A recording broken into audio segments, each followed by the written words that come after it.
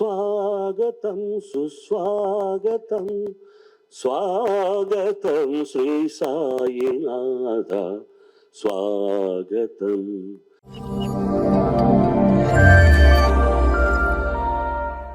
எல்லோருக்கும் மாலை வணக்கம். ரத்னாகர் கார், சாய்ராம். எனக்கு அதாவது எங்க அம்மா மேடை நாடகத்தில் சத்யபாமா புகழ்பெற்ற மைத்தலாஜிக்கல் பௌராணிகம், அதில் அம்மா நடிப்பாங்க. எங்கள் அப்பா ஹார்மோனிஸ்ட்டு. நான் சின்ன வயசில் பாபா கிட்ட கிருஷ்ண துலாபாரம் அந்த ட்ராமாவுக்கு ஒரு 2 times போயிருக்கேன். ஒரு 7-8 வயசில் ஒரு வாட்டி, 11, 12, 13 வயசில் ஒரு வாட்டி. அப்போது நான் சைல்டு ஆர்டிஸ்ட் ஆகிட்டேன் ஃபிலிமில். பாபாவை பார்க்கும்போது, அவ்வளோ க்ரௌடு பார்க்கும்போது எனக்கும் ஏதாவது கையில் கொடுப்பாரா அப்படின்னு சொல்லி ஆசைப்பட்ட பக்தர்களில் நான் ஒருத்தன். எங்கள் மதருக்கு அவர் உட்கார்ந்து அந்த பத்திய நாடகம் அப்படியே பார்ப்பார். மினிமம் 2 hours அந்த ட்ராமா. நார்மலாக 3.5 hours 4 hours போகும்.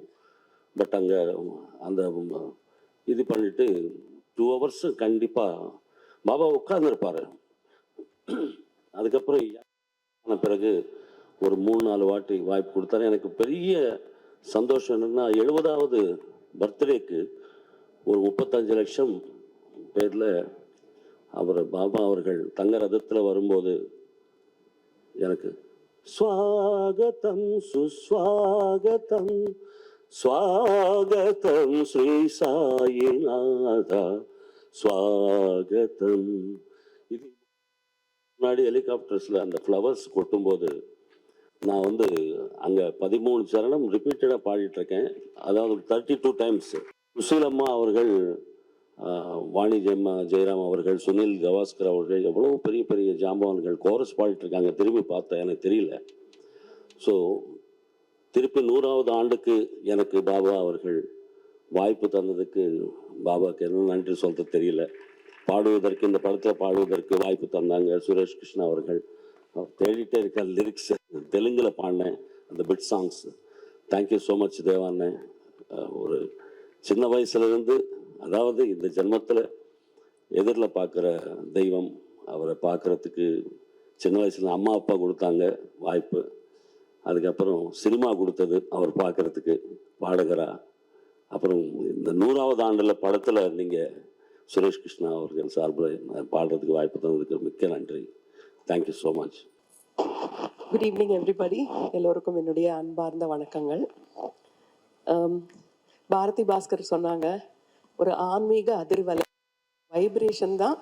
இந்த கதையை பற்றி சுரேஷ் கிருஷ்ணா என்கிட்ட ஃபோனில் சொன்னப்போவே எனக்கு ஏற்பட்டது. அவங்க சொன்ன இன்னொரு விஷயம், கடுஞ்சொற்கள், a lot of bad language and bitterness and there's a lot of bickering and violence that is going around everywhere. இப்போ திரும்பி அதெல்லாம் மறந்து அந்த மாய வலையெல்லாம் நம்மளை விட்டுட்டு ஒரு பியூரிட்டிக்கு வந்த மாதிரி இருந்தது இந்த படத்தில் ஒர்க் பண்ணும்போதே. That is the feeling that we got. And சொல்லுவாங்க, எல்லாருக்கும் எவ்வளோ பெரிய ஈகோ இருக்கும், எவ்வளோ பெரிய கர்வம் எல்லாம் இருக்கும். ஆனால் when you lose something or when you're completely down and out, when your knees hit the ground of helplessness, some miracle that happens in you that makes you believe in the world all over again. So I think that has happened to all of us. நம்ம வாழ்க்கையில் எல்லாருக்கும் ஒரு தடவை நடந்திருக்கு. எதுவுமே முடியாமல் கையால் ஆகாத மாதிரி போகும்போது தான் நமக்குள்ள ஒரு மிரக்கல் நடக்கும். அந்த மாதிரி இந்த ஃபிலிம் இந்த கதை மக்களுக்கு போய் சேரணும் அப்படிங்கிறது எங்களுடைய ஆசை. சுரேஷ் கிருஷ்ணாவோட எக்ஸலண்ட் எஃபர்ட்டு. அந்த படத்தோட ஷூட்டிங் மொத்தமாகவே அவங்க சொன்ன அந்த ஆன்மீக அதிர்வலை இருந்தது. என்னை காசிக்கு கூட்டிகிட்டு போனாங்க. நானாக காசிக்கு போயிருப்பேனான்னு எனக்கு நான் வாழ்க்கையில் கூட நினச்சி கூட பார்த்ததில்ல. ஆனால் சுரேஷ் கிருஷ்ணாவோட நல்ல மனசு, அவர் என்னை விட எங்கள் அம்மா வரணும்னு ரொம்ப ஆசைப்பட்டார். அதுதான் மனிதநேயம். நீங்கள் சொன்ன காலை தொட்டு கும்பிடணும்னு சொன்னார்ல, மனிதநேய டைரக்டர்னுட்டு, அது தினம் ஃபோன் பண்ணி மன்னி வர முடியாதா காசிக்குன்னு கேட்பாரு. இதுதான் மனிதத்துவம். அப்படிப்பட்ட ஒரு டைரக்டர் இந்த படத்தை ஒரு ஃபெய்த் அண்ட் எவ்ரிதிங் எனக்கு வந்து பர்சனாலிட்டிஸ் எல்லாத்தையும் விட மனிதர்களோட ஃபெய்த் மேல அபரிமிதமான ஒரு நம்பிக்கை.